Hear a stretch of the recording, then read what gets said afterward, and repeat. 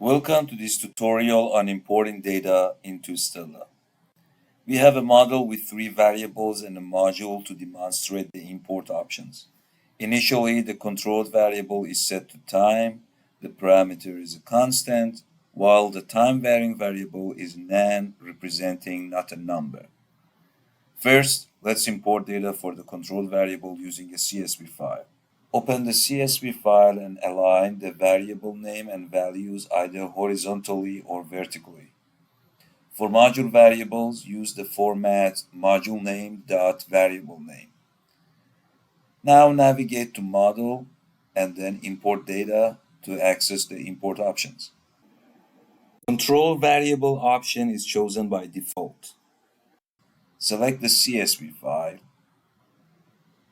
and click on the icon to verify the import. Please notice that the icon for the controlled variable is now different because of the imported values.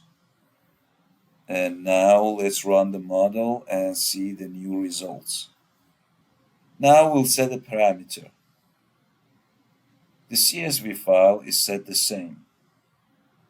In the Module Imports panel, use the green plus button to add a new data source. Select the right CSV file. Then choose Set Parameters option. Now let's run again. Importing for a parameter overrides the existing value, in this case altering the equation from 2 to 5. Unlike setting parameters, importing controlled variables does not change the equation. Lastly, for time-varying variables, in the CSV file, ensure your data is structured over time with column titles matching the model's time steps.